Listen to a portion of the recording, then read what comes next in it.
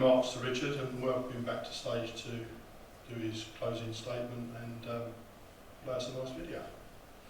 Richard Goddard.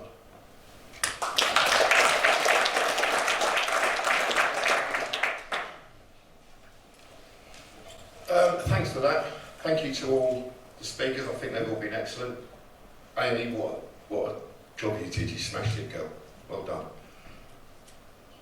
All the speakers have been good, and hopefully you've attended a conference worthwhile and you've enjoyed it so far and you've learned something from it. This is a closing speech of joy for me. It's a closing speech that I think encapsulates why PROF started, what PROF set out to do, and what it has achieved. And although I've sort of written stuff and said like it's the beginning of the end, what hopefully the videos and the other things that I'll have to say, will show you that it's not the beginning of the end, but it's the end of the beginning of PROF and why I started it. The framework with our strategic partners, and hopefully in 7 minutes I can encapsulate what we achieved in 5 years.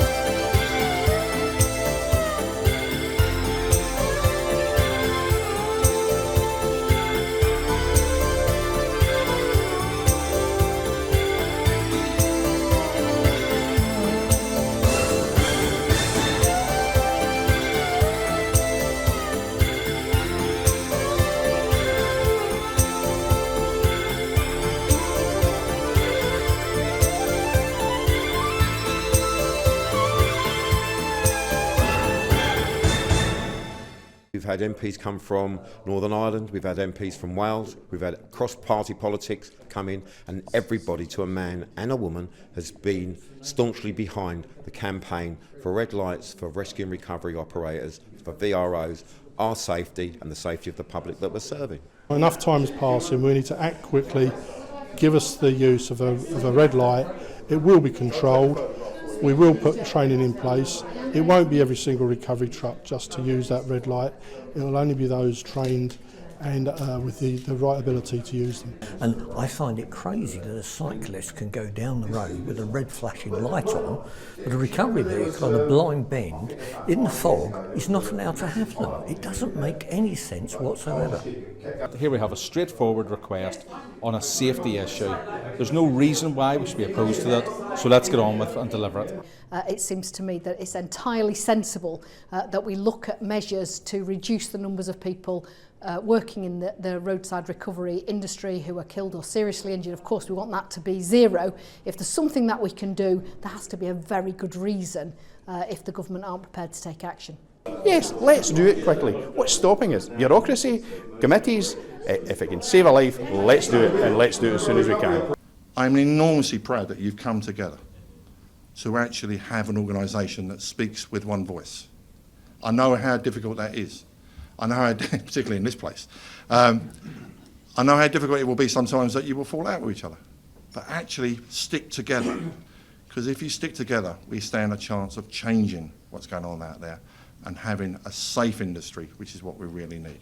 We can't stop people breaking down. We can't stop accidents and collisions taking place. But we can certainly make your operatives and the public much safer. My dreams come true. I'm following Shadow Labour Minister. Thank you. When I was a kid, speaking of dreams, I used to like Thunderbirds. It's one of my favourite programmes. International Rescue. They were a secret society. No one knew where they came from. No one knew where they went. No one knew who built their amazing machines.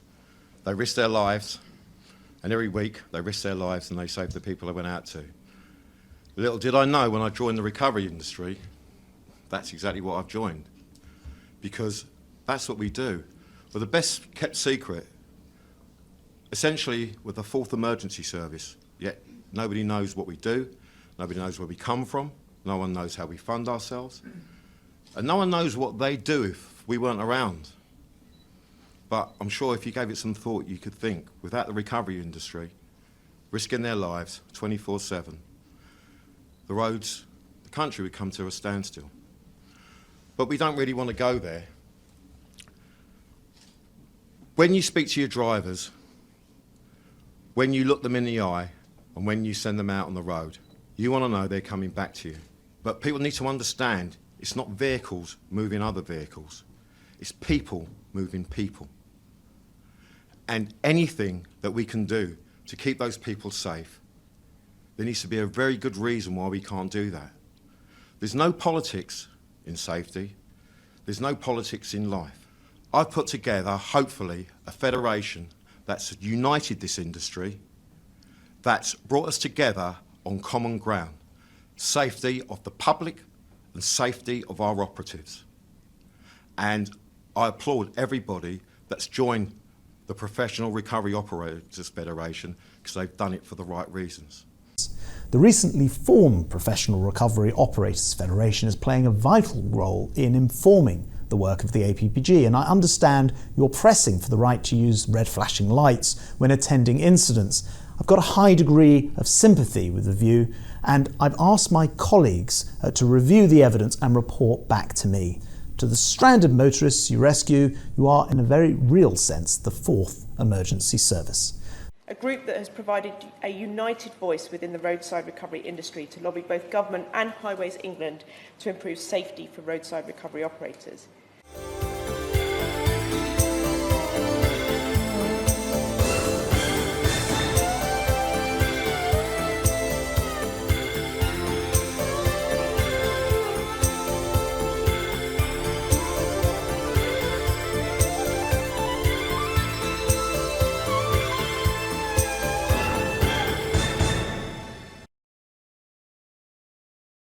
Now, roadside recovery vehicles will be allowed to use red flashing lights instead of amber in an attempt to reduce the likelihood of them being hit as they do their work. To be clear, these red lights will only be put on when the vehicle's stationary? Yes. Right. Yeah, this is a very important point. It can't be like the amber light, which everybody has. It has to be regulated. Yeah, because when you're driving along, you can see amber lights kind of almost flashing sometimes, can't you? On everything. Yeah, everything has got amber lights. This is what's diluted them over the years. So the red light has to be a privilege, and a privilege that can be taken away if you abuse it.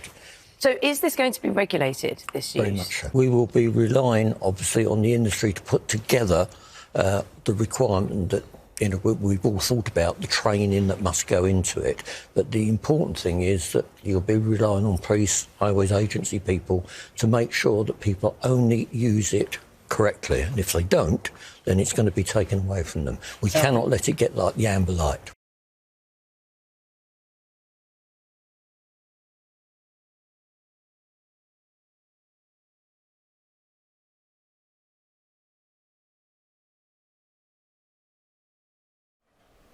Hands up anyone that saw him and King in that video, because I never. This industry did this. We've done it. And I'm immensely proud of the whole reason Dave Gregory drove me mad to come back and try and do this. The support of the organisations, how we brought on board our strategic partners and how we built up those relationships and built up the momentum that we needed to go to Parliament, to go to government and to get red lights. And it doesn't matter who got them. What matters is we got them. We won. And as a united industry, we've got the responsibility now of making ourselves even more professional in how we use them, how we regulate them, and the standards that we implement them. The strategic partners I've got at the bottom there, and our sponsors, all played a role. The NTDA all played a role in what we've got. But that's what PROF was set up to do. PROF was set up to try and get red lights. PROF was set up to try and get government recognition and a working relationship with the government. PROF was set up to create a voice into Parliament, but also a voice from Parliament into us. And through our strategic partners, through the hard work of people like the National Police Chiefs that have expanded our influence into the Home Office, along with the DFT. The icing on the cake has been not just getting red lines, but the organisation that I set up through our strategic partners in PROS, and the work that PROS are now doing with the DFT. Without me, they're doing it. And we get to regulate our own industry. We won't have the AA and the RAC telling us what's going to go on our vehicles. We'll be telling them. And what we've got to do, we've won. We've had a good 18 months, and our reputation and the image of this industry and the professionalism of this industry, and most importantly, a united industry, can make changes, can deal with government, and we can move forward together. And so, like I said, it's not the beginning of the end, but it's the end of what PROF started out for. And the image and what PROF wants to now do is change completely. And a lot of people ask me, well, what we're going to do now. You'll see. You'll see. But I want to thank everyone that's been involved with helping me for PROF, especially my long-suffering administrator, Sue Hamilton. And it's like, I've added years onto that lady, but she's been brilliant. And she's been brilliant helping me. And she's had the massive support from a Derek, who now attends all PROFCons. I want to thank the people that have come today to speak. Mick, you know, there was a time when we'd never have got a video from the police of something that happened in their compound. It just wouldn't have happened. I did notice, did you use a fire blanket in that fire? I didn't see one come up. As I've said, Amy done a great job with her presentation. I learned something today that I didn't know. When I first started setting up PROF, and when I started working with Dan Quinn and Ian and other people, I kept going on about that 64-page document, that clear document. I wouldn't leave it alone, because he never mentioned us. You know, they talk about clearing the roads, and I asked one question they couldn't answer. Show me which one of you can clear anything. And they haven't got the vehicles to do it. It's us. But what we've got to try and do now is make this an opportunity. And it's not their problem, or our work providers' problems, or the police's problems, or any, they're our problems. And we've got the facilities, and we've got the attributes to be able to deal with them collectively together. Like the Sunflower Project. As an industry, we can come together and make sure that we can improve that situation in whatever we do. And we will. Derek, I couldn't do any of this without you and all the other stuff that happens in the background. He's a brilliant colleague. I get tired of him telling me you can't say that and you can't do that. But probably it's for the best. And so I thank Derek. He's done a fantastic job today. I could go on, but thank Havro. That's why I got this. That's why. I know it's already PROF on it. Anyway, listen. I'm sorry about the branding, Havro. You've been part of the reason why this industry is more optimistic, because we have come together. We are working together. I have Teams meetings with at least twice a month, and we're learning about each other. I'm certainly learning about them. We're learning about each other, and we're working together, and we're doing it for you lot. They're your members, and when we can bring their members together with our stakeholders and our strategic partners, look what we've got. So, there is such thing as a free lunch, but today I'm going to charge you, because before we all file in to have our lunch, I want us to go out there before it rains.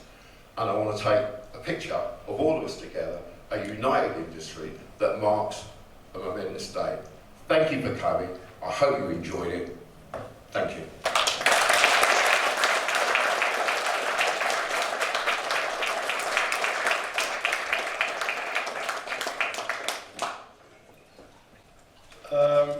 Everybody file outside, please.